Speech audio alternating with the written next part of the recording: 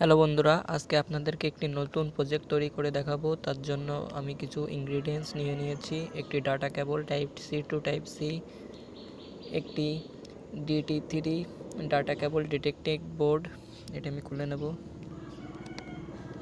তারপর আমি নিয়েছি একটি পাওয়ার ব্যাংক আর একটি টাইপ সি কেবল। তো এটির কাজকে আমি আজকে এটিই দেখাবো। প্রথমে আমরা এই কেবলটি পাওয়ার ব্যাংকে লাগিয়ে নিব।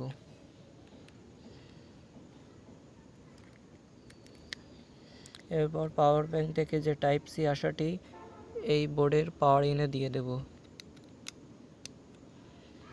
এরপর আমাদের কাছে যে type C to type C cable আছে এটি ভালো কিনা বা ভিতরে কয়টি তার দেওয়া আছে এটি আমরা সহজে চেক করতে পারবো। তার জন্য আমরা টাইপ সিটে প্রথমে ইনপুট দিয়ে নেব।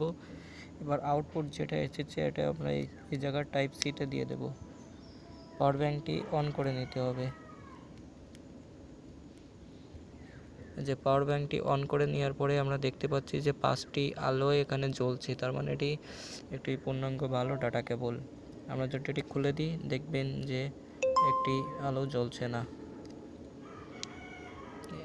এইভাবে আমাদের ডাটা কেবলটি নষ্ট না ভালো আমরা খুবই সহজে চেক করতে পারবো। ধন্যবাদ বন্ধুরা ভিডিওটি উপভোগ করার জন্য।